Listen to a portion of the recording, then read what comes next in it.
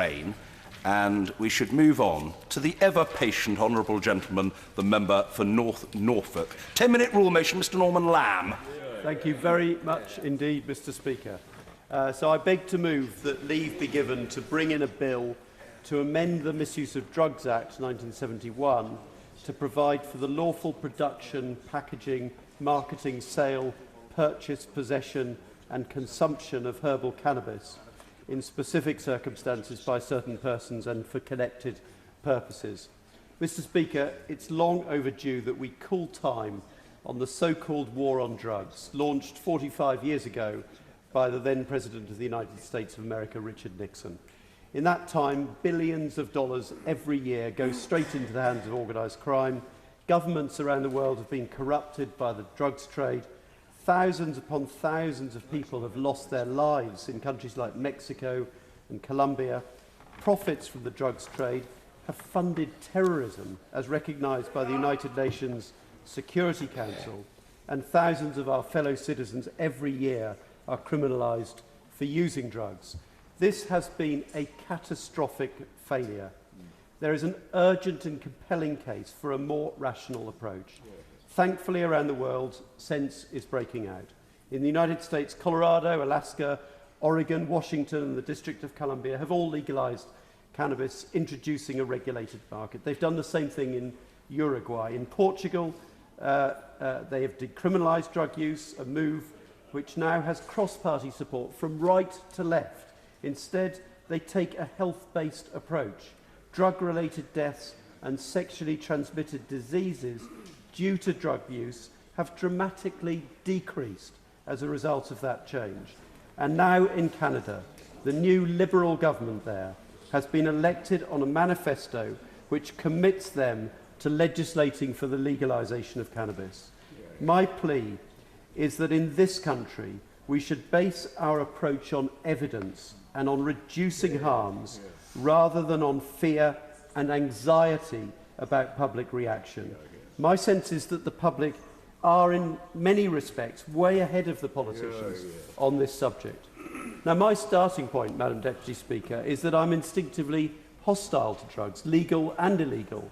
Tobacco kills about 100,000 people in our country every year. Alcohol causes untold damage to so many families, including its association with domestic violence, and it leads to violence on our streets. The most potent strains of cannabis also carry health risks, including psychosis and memory loss. But do we really think that we best protect people by leaving the supply of cannabis in the hands of organised crime? No criminal is interested in your welfare. They have no idea what they're buying when people choose to buy cannabis. They have no idea how potent the product is that they're buying. So-called skunk is widely available on the criminal market in every town and city across our country. Any idea that we can protect people by keeping it illegal is fanciful. No one now believes that we can actually win the war on drugs. So public policy intended to protect people from harm actually achieves precisely the opposite. And we put billions of pounds every year into the pockets of organised crime. What a spectacularly stupid, self-defeating policy.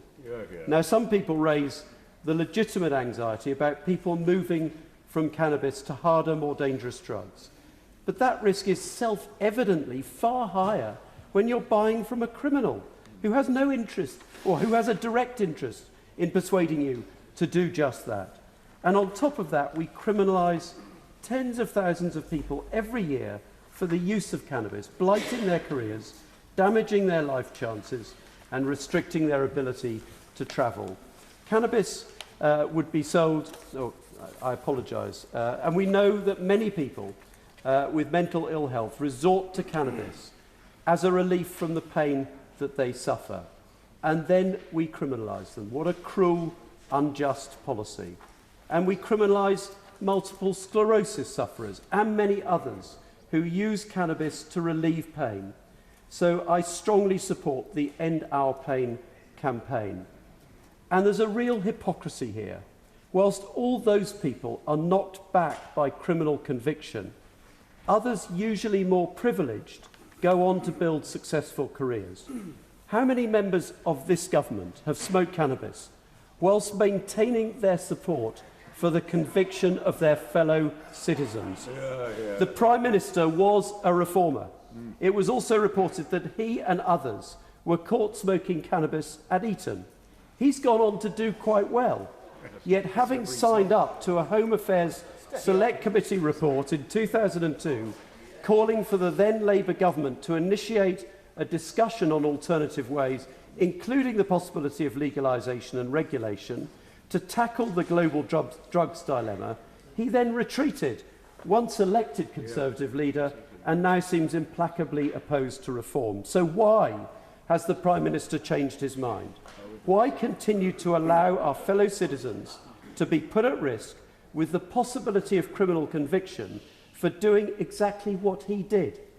So my party, the Liberal Democrats, commissioned an independent expert panel to advise on a more rational approach. The panel was made up of leading experts and included retired Chief Constable of Cambridgeshire, Tom Lloyd, and the current serving Chief Constable of Durham, Mike Barton. They know better than anyone the drain on police time in dealing with possession of drug offences. Their report, published on the 8th of March, is rational, wise and balanced. It points to a very different approach. This bill seeks to implement their approach. The framework they propose is based on the primary goal of protecting and enhancing public health and community safety, with a particular focus on the health and well-being of vulnerable and marginalised groups. It is guided by evidence, it's deliberately cautious, and it proposes regular reviews. It sets out plans to establish a cannabis regulatory authority. Producers and products and sales would be licensed. Cannabis would be sold through licensed outlets. There would be mandatory provision of health advice to consumers at the point of sale. Cannabis would be sold in plain packaging. There would be a minimum age of 18 for purchase and consumption. Critically, there would be controls on potency. There would be a minimum requirement of 4% CBD, which is important in reducing risk of dependence, psychosis and memory loss. No such safeguards, of course, are available on the current criminal-controlled market. The expectation is that sales could raise up to £1 billion in tax. There would also be significant savings of police time so that they can focus on serious and violent crime. Limited amounts of home growing for personal use would be permitted, with an enforceable limit of plants per household. The scheme would also permit small-scale licensed production for membership-based cannabis social clubs, similar to those that have existed for years in Spain. These would have to be operated on a not-for-profit basis and subject to conditions including limiting the size of clubs to less than 100 adult members and limiting per-member production and supply. It would also remain a serious criminal offence to drive whilst impaired by cannabis. Madam Deputy Speaker, I understand why, for many people, the first instinct might be to be fearful of the consequences of legalising cannabis.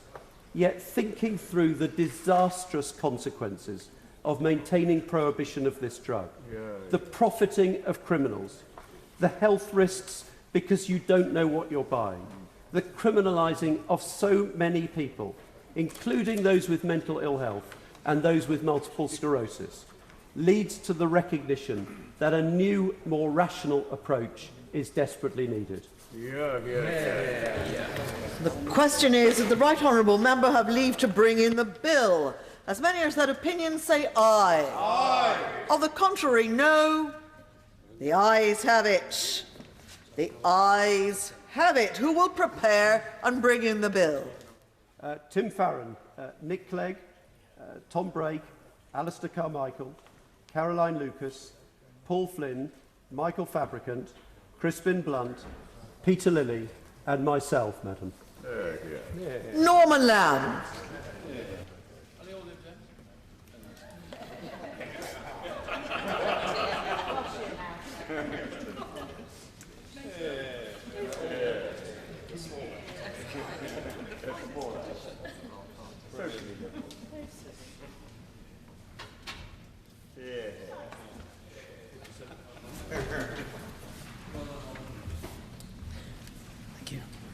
Cannabis Legalisation and Regulation Bill. Second reading what day? Friday, 22nd April. Friday the 22nd of April. Thank you very much.